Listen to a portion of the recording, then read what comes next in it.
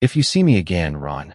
Emily Carter heard the stranger's warning just 3 minutes before she realized the entire city was looking for him.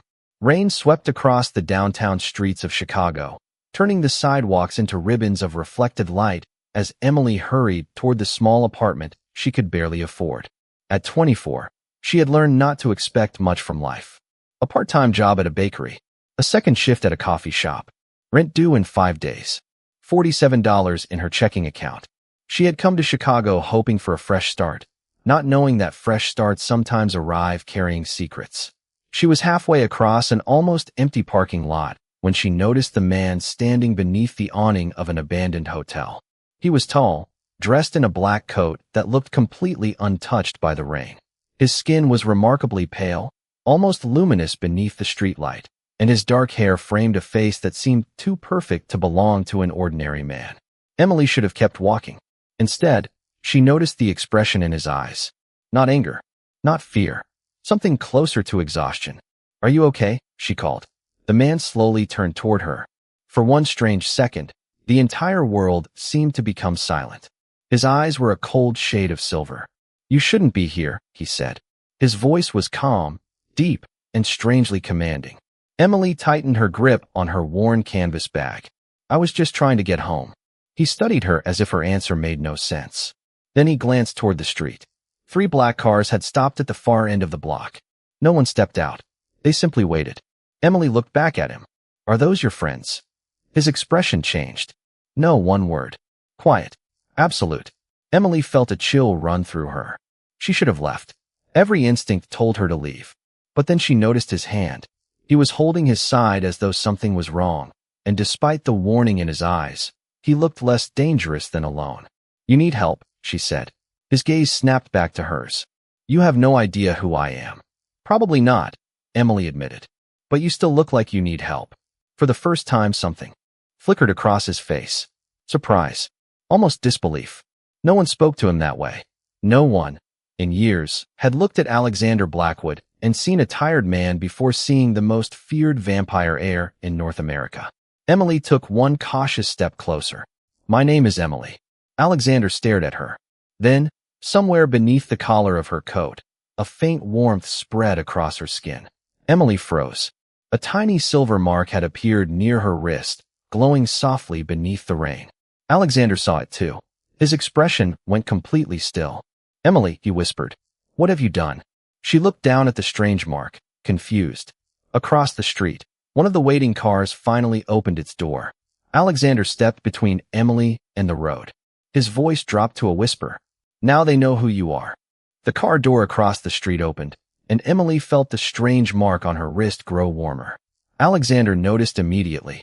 "Do not move," he said. Emily stared at him. "You just told me to run." That was before the mark appeared. His eyes remained fixed on the street. "What is happening?" Emily whispered. Alexander looked at her for several seconds before answering. "I am trying to understand that myself." He reached into his coat and pulled out a small black card embossed with a silver crest. He held it toward her, but Emily did not take it. "What is that?" "My family crest." She looked at the symbol, then back at him. "Why would your family be interested in me?" Alexander did not answer. Instead, he turned toward the entrance of the hotel. "Come with me." "Why should I trust you?" "You should not." His honesty caught her completely off guard. "But if you stay here, you will have no idea why strangers are watching you." Emily glanced toward the waiting cars. She could not explain it, but something about Alexander felt different from the danger she had expected. He was intimidating, yes. Mysterious. Almost impossibly calm. Yet he had not once tried to frighten her into obeying him. She followed him inside. The abandoned hotel was nothing like she expected. The lobby was dark, but the old marble floor reflected faint golden light from the street. Alexander walked toward a narrow hallway and stopped beside a tall mirror. "Look at your wrist." Emily lifted her hand. The silver mark was brighter now. It had formed the shape of a crescent surrounded by tiny lines she could not understand. "What does it mean?" "It means someone from my bloodline has recognized you." Emily blinked. "Recognized me?" Alexander nodded slowly. "There are ancient bonds among vampire families. Rare ones. Most vampires never witness one. And you think this is one?" "I know it is." Emily took a step backward. "That sounds impossible." You are standing in a building I own, speaking to a vampire, while a supernatural mark is glowing on your wrist. I would say impossible stopped being useful several minutes ago. Despite everything, Emily almost smiled. Alexander noticed. For the first time, the severe expression on his face softened. Then the lights in the lobby flickered. His attention shifted toward the windows. They are coming closer. Emily swallowed. Who are they? Alexander finally gave her an answer. Rivals from 5 vampire houses who believe I will become the next ruler. He looked directly at her. And now they believe you are connected to me.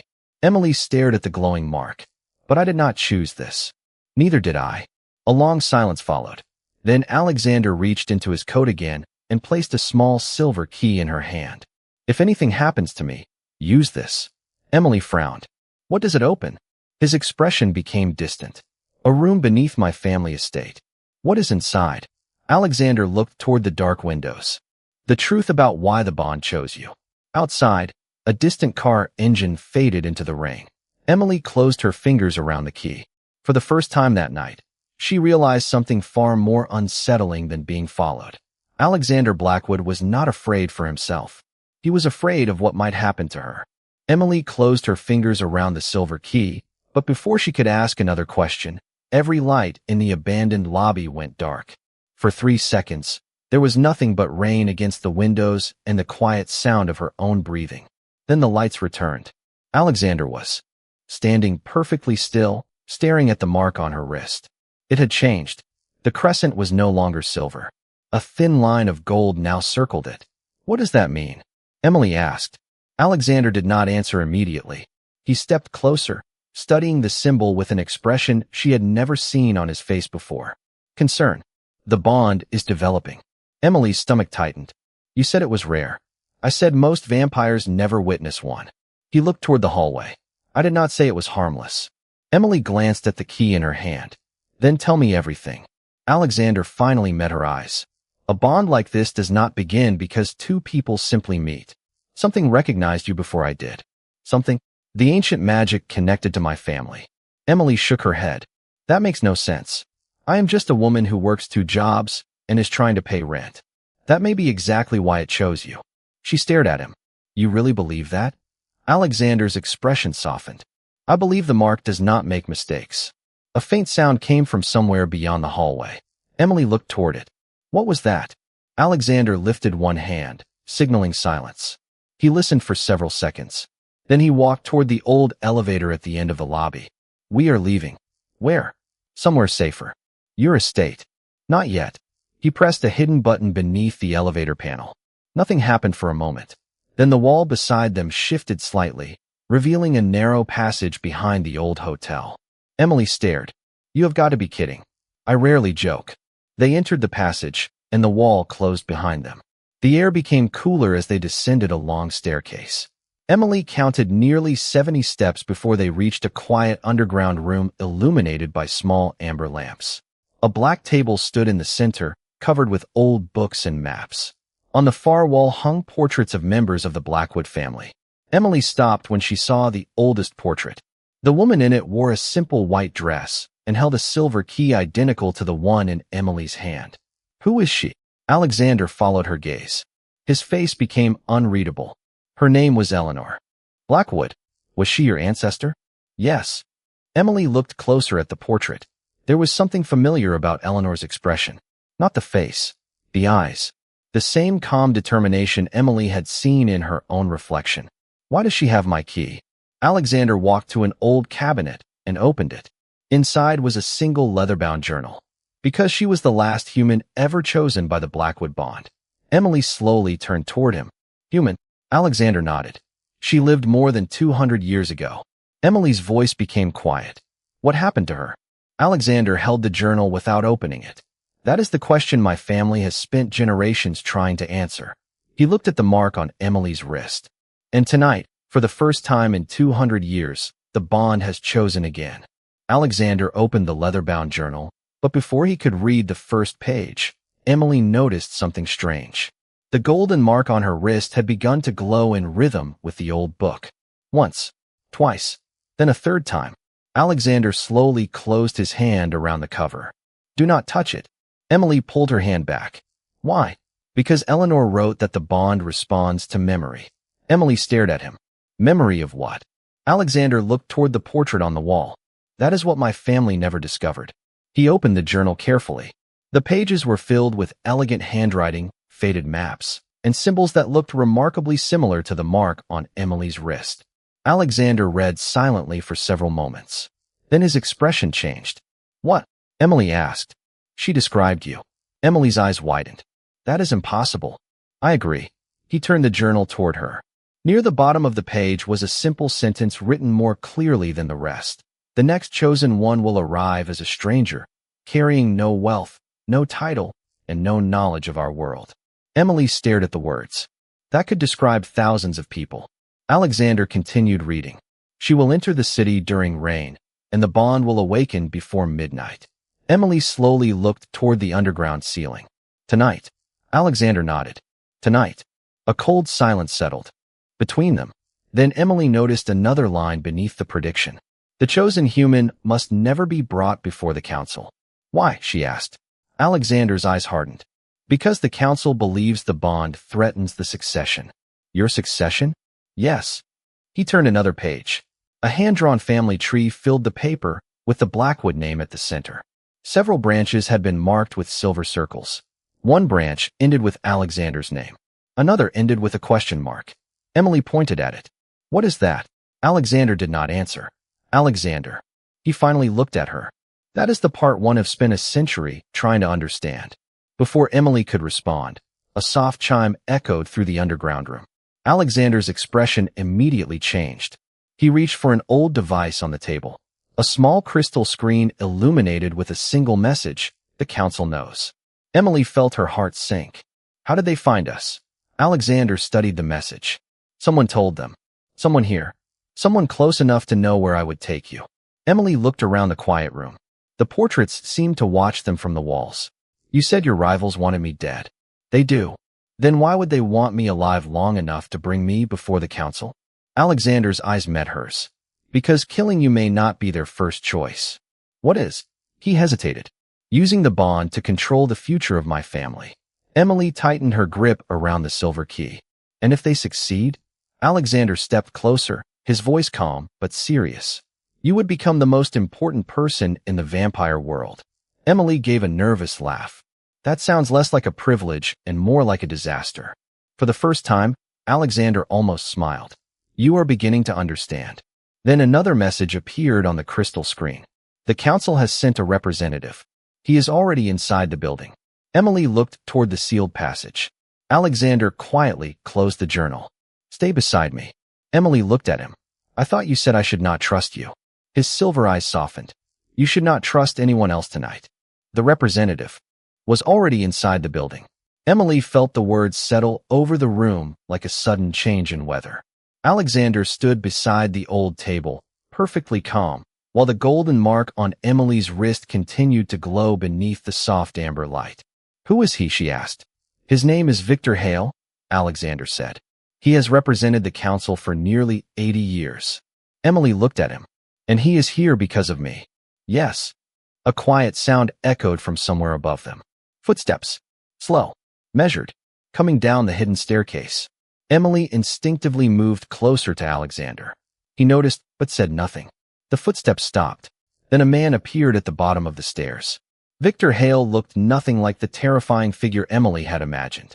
He wore a charcoal suit, carried a silver cane, and had the composed expression of an older gentleman attending a formal dinner. His skin was pale, though not nearly as pale as Alexander's, and his gray eyes immediately settled on Emily's wrist. So, Victor said quietly, the bond has returned. Emily frowned. You know what this is? Victor looked at Alexander. Your family should have told you. Alexander's voice became colder. You have 5 seconds to explain why you are here. Victor smiled faintly. Still impatient after all these centuries. Emily looked between them. You two know each other? Unfortunately, Alexander replied. Victor ignored the remark. Emily Carter, the council requests that you come with me. Emily stared at him. Requests? Yes. And if I say no? Victor's expression remained calm. Then the council will consider you a protected member of House Blackwood. Alexander stepped forward. She already is. Victor's eyes narrowed slightly. That is precisely the problem. Emily looked at Alexander. What does that mean? Alexander did not answer immediately. Victor did.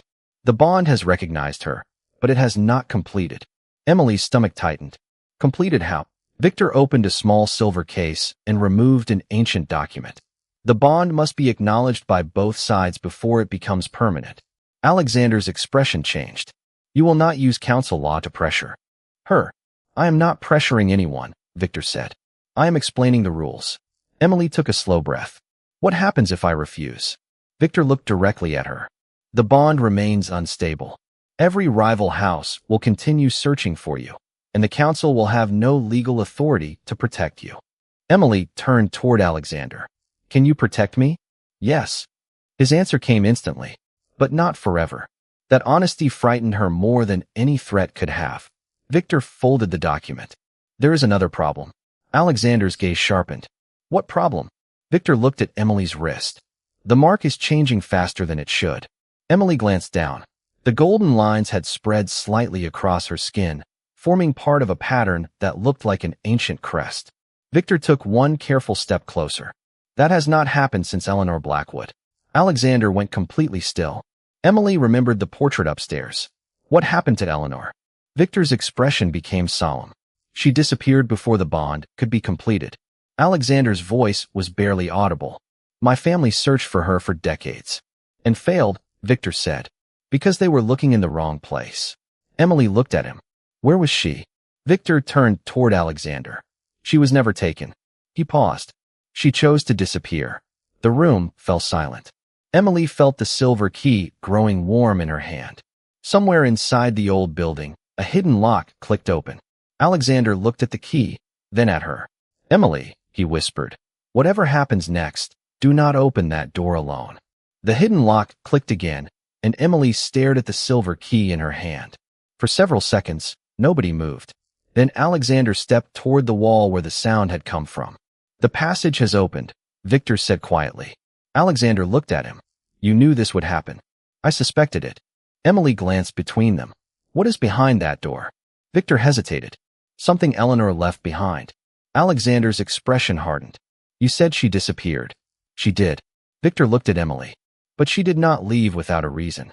Emily looked down at the glowing mark on her wrist. Then I want to know the reason. Alexander immediately shook his head. No, Emily looked at him. You told me I deserved the truth. And I am telling you the truth now. That door may change everything. Everything has already changed. Her voice was quiet, but firm. A few hours ago, I was worried about rent.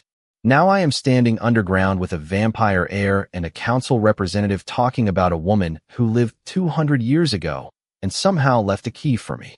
Alexander studied her face. There was no fear in her eyes now, only determination. You are not like Eleanor, he said. How do you know? Because she understood this world before she made her choice. Emily looked at the old journal. Maybe I should understand it too. She placed the silver key into the hidden lock. The door opened with a soft click. Beyond it was a small circular chamber untouched by time. There were no weapons, no treasures, and no signs of danger. Only a wooden desk, a faded armchair, and a single envelope resting beneath a glass dome. Alexander stopped at the entrance. Emily walked inside slowly. The golden mark on her wrist brightened. The envelope bore one name. Emily Carter. She stared at it. That cannot be possible. Victor remained silent. Alexander looked almost unsettled. Open it, Emily whispered. Alexander stepped closer. If Eleanor wrote this before she disappeared, she may have known someone like you would come after her. Emily carefully lifted the glass dome and picked up the envelope. Inside was a single handwritten letter. The ink was faded, but the words were clear. My dearest successor, if you are reading this, the bond has chosen you. Emily's breath caught. She continued reading. You will be told that the bond exists to protect the vampire heir. That is only half the truth. Alexander moved beside her. What does it say? Emily looked at the next line. The true purpose of the bond is to protect the human who carries it. Victor's expression changed. That was never recorded in the council archives. Emily continued. The vampire heir is not your master. He is your guardian, and only if he chooses to stand beside you freely. Alexander stared at the letter. Then Emily read the final sentence aloud. If Alexander Blackwood has brought you here, then he has already made the choice I hoped his bloodline would one day make. He has chosen you over the throne. Silence filled the chamber. Emily slowly turned toward Alexander. Did you know? No, his voice was quiet. But now I understand why my family has been afraid of this bond for generations. Victor looked at him. Alexander, if the council learns what this letter says, the succession will be challenged.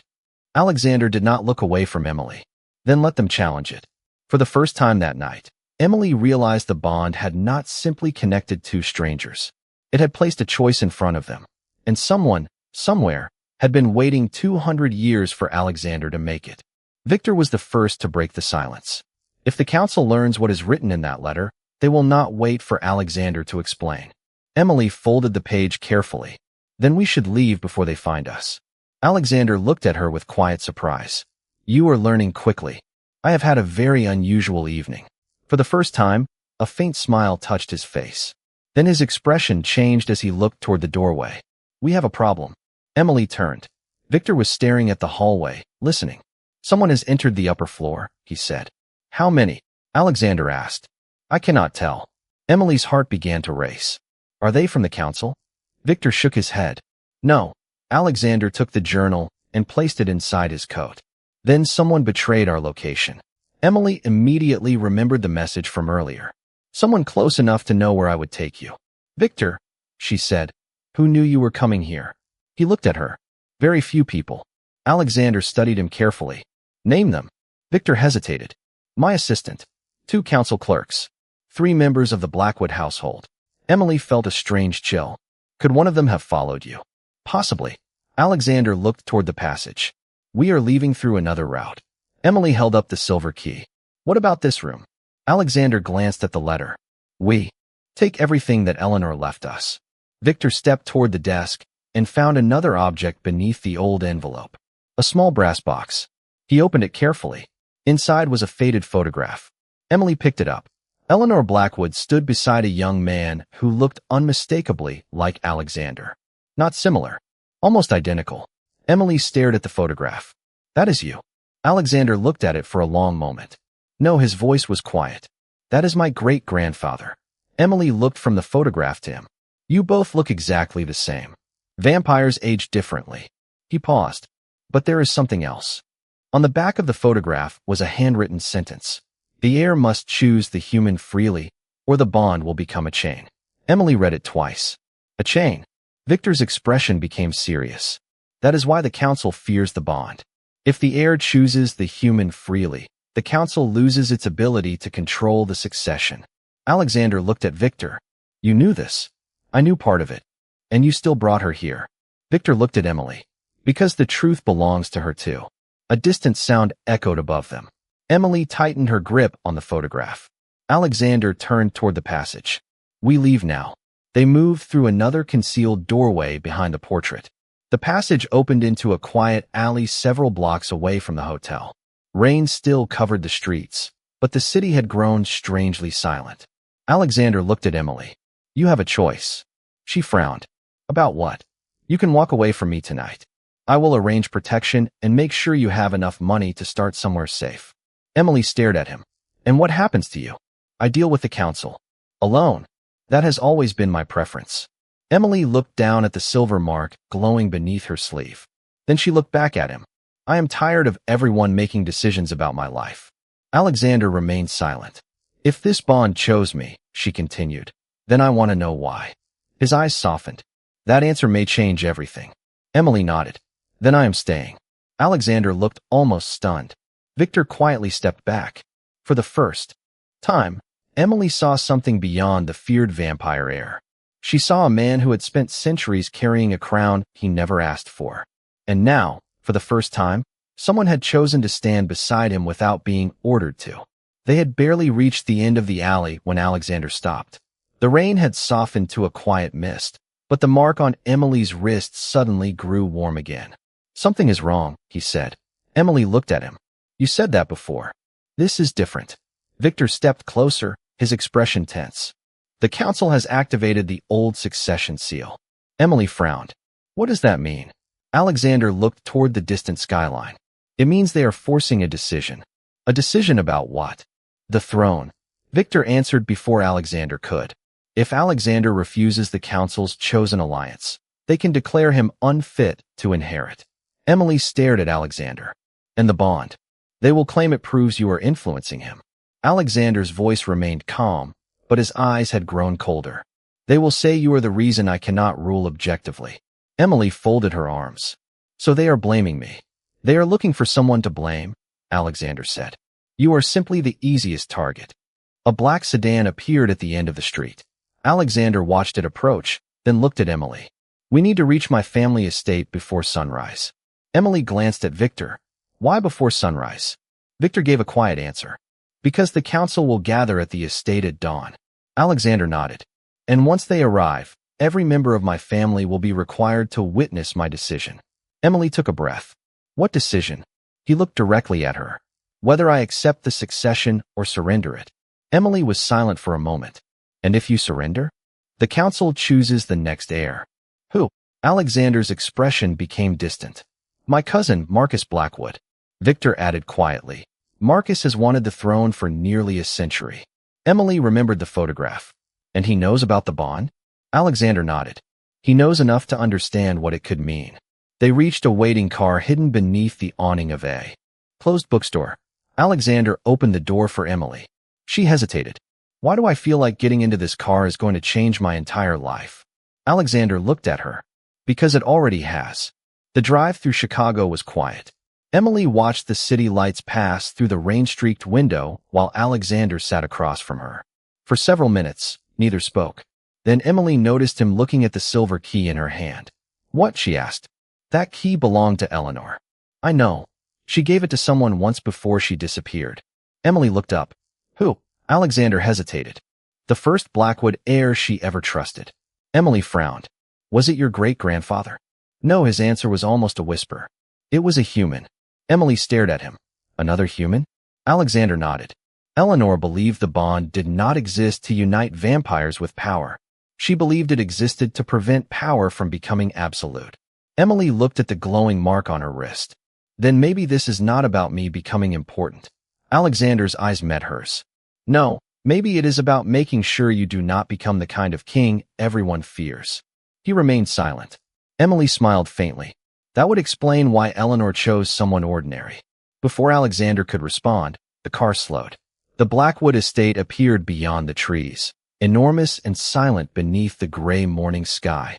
Hundreds of lights glowed across the stone building. Alexander looked toward the entrance.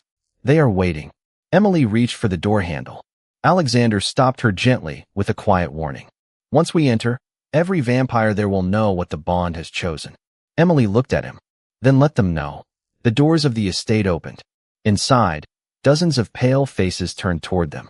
At the top of the marble staircase stood Marcus Blackwood. He smiled when he saw Emily. So, he said, the human finally arrived. Alexander stepped forward. Choose your next words carefully. Marcus's smile remained. I already have. Marcus stood at the top of the marble staircase, his calm smile making the room feel even quieter. Emily could feel every gaze fixed on her, but she refused to lower her eyes. Alexander stepped beside her, his presence steady and unmistakable. You wanted to see me, Alexander said. You have arrived, Marcus replied. And so has the reason you are about to lose everything. A murmur moved through the hall. Emily looked around at the gathered vampires. Some appeared curious. Others looked openly suspicious. None looked at her with kindness.